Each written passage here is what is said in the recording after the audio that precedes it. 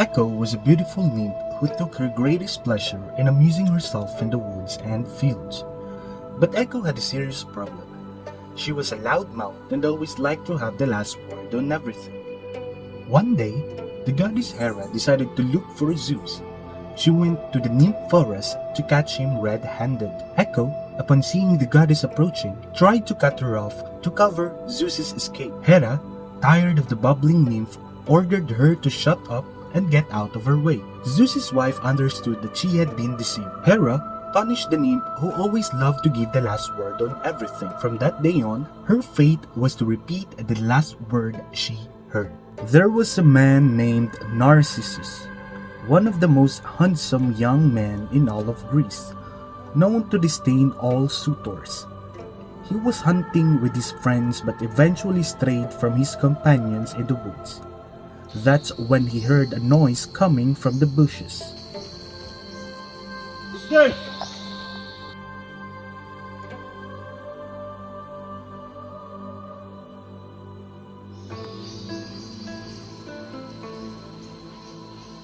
Are you the one who keeps following me? Get away from me! I don't want you! I want you! I want you! I want you! Get lost! Narcissus ran away and left the lonely nymph behind. The young man was strolling near a water spring and decided to stop and quench his thirst. As he knelt down, he saw his reflection in the water and understood why all the women threw themselves at his feet, but he would fall in love with his own image. He attempted to touch the face of his reflection, but it vanished when he touched the water. He spent days contemplating his own image. Narcissus stopped eating and started to wither, but he did not stop contemplating his own beauty. Due to hunger, he ended up being dead. A beautiful flower grew where Narcissus' body had been buried. The nymphs named these flowers after Narcissus.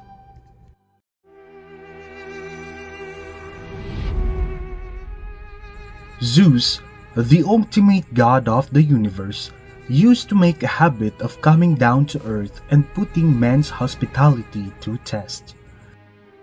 He was a great deity, both feared and revered. He was welcome with all due respect everywhere he went. This time, however, he wished to know how he would be welcome if he did not reveal his true identity. Together with his son Hermes, the god came down to earth dressed as a wanderer.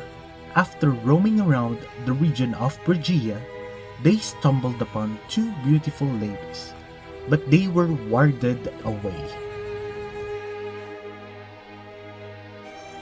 They found a house where it seemed there was a party going on. The duo approached the party's host. "Could you give us a drink to ease our thirst?" "What will the guests think when they see two traps in our party?" Zeus nearly blasted them with one of his thunderbolts, but was calmed down by Hermes. They stumbled into the house and decided to knock on its door. "What do you two vagabonds want? Get out of here! This is not a guest house!" Tired and disappointed, they decided to make one last attempt and tried to knock on the door of a small crumbling shop. They were greeted by an elderly couple. Noticing the dejection on the gods' faces, they quickly invited them to come in and rest for a while. The lady offers her guest what little she had. She served the food. Meanwhile, the old man filled the guest glasses with the homemade drink he had made.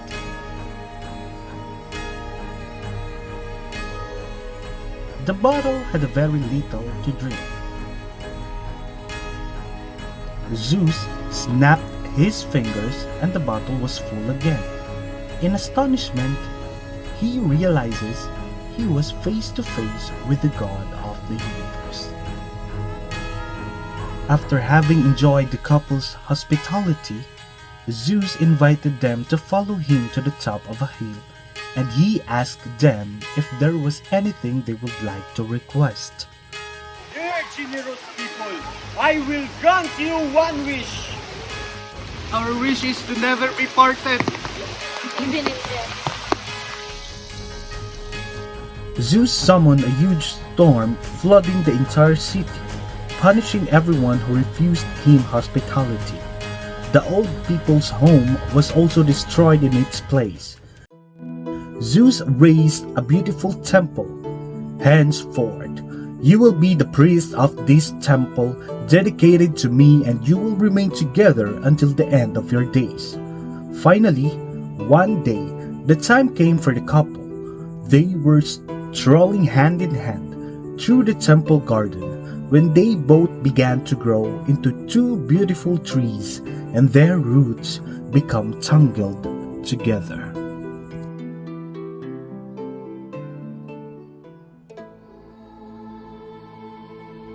Once upon a time, there was a king and queen who had 3 beautiful daughters.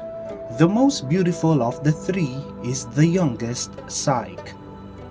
Psyche's beauty is typically described as ordinary, surpassing that of both mortal and divine beings. Psyche's physical appearance is unparalleled in its perfection and radiance. Her beauty is often portrayed as something that goes beyond mere external attractiveness, encompassing qualities that captivate not only the eyes but also the heart and soul. She is greatly admired and worshipped by all. They say even Venus, the goddess of beauty, cannot match its beauty. The air in the kingdom was filled with the sweet fragrance of incense, and the soft murmurs of prayer reverberated through the temples dedicated to Psyche.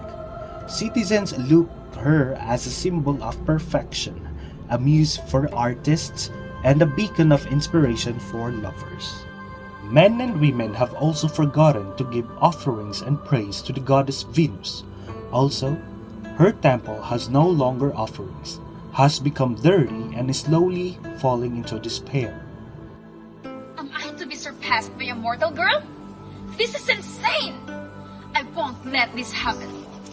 I will make her suffer. Cupid! You asked to see me, mother?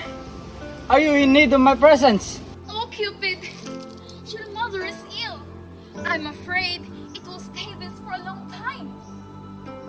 All the praise and honor that should have gone to her has all gone to a mortal.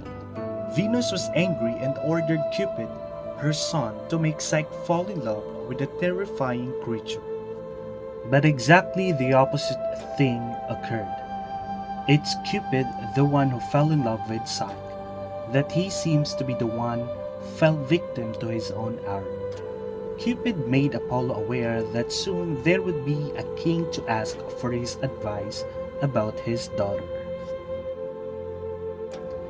As Psyche grew into a young woman, her parents, the king and queen, observed with pride as her beauty flourished. However, with each passing day, a shadow of concern began to cloud their joy. Despite Psyche's unparalleled loveliness, she didn't have any suitors. The king, Psyche's father, journeyed to implore Apollo for assistance. He requested Apollo's advice on finding a deserving partner to adore her daughter.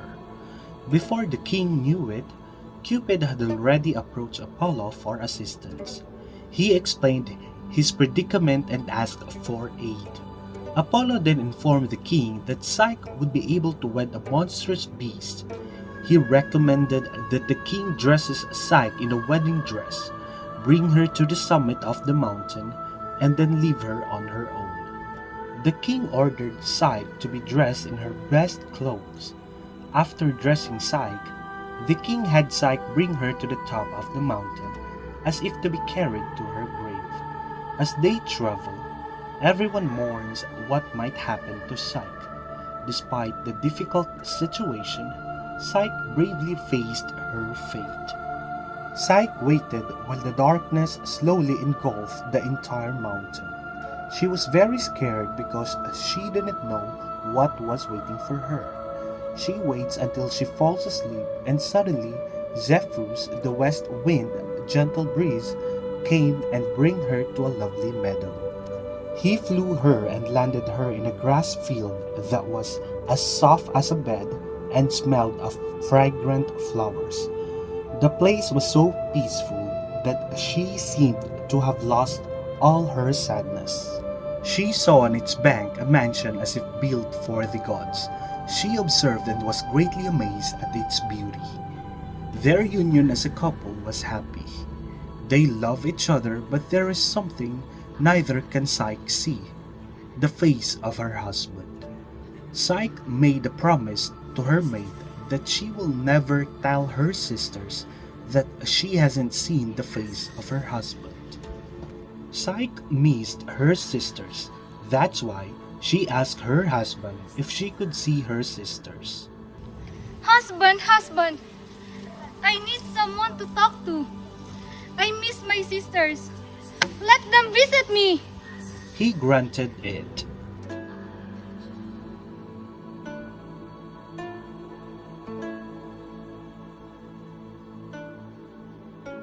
When they met, they became curious about Psyche's wealth, because the wealth of Psyche's husband is so great that their spouses cannot match it. This is a reason to develop envy and jealousy in their hearts. This jealousy only got deeper and darker, leading them to conspire and plot to assassinate Psyche's husband by the hands of Psyche herself. Psyche was terrified by what her sisters had plotted with her, but still connived with the plan, thinking that her husband was really a monster. The night came. She went into the room where her husband was soundly sleeping. She slowly leant the lamp over to see for the first time what he looked like. To her surprise, Cupid's face remained the same, the most handsome and enchanting face she'd ever seen. Feeling the guilt about her unfaithfulness and with the thought of even killing her husband, she attempted to end her own life by the dagger. Cupid then was awakened by the spilling lamp's oil on him. Realizing what was going on, he walked away in dismay, leaving the distraught Psyche behind. Psyche was willing to do everything in order to win Cupid's heart back. In despair, she went out to Venus, Cupid's mother, for help. Venus has never liked Psyche. However, the latter agreed to help her if she could complete the following tasks. First, she has to sort out a huge pile of seeds. Second, she needs to retrieve the golden fleece from the vicious ram. Third, she has to fill a flask from the river of Styx. And finally, she has to go to the underworld and bring back a box that contains beauty ointment from Persephone. Psyche was able to complete all 4 tasks, but was tempted to open the box of beauty for herself. She thought that by making herself more beautiful, she could win Cupid's heart once again. Deceived by Cupid's mother, the box actually contains poison, leaving Psyche unconscious. Cupid saw what happened. He rested on the rock where his beloved lay unconscious. He then bring her back to life.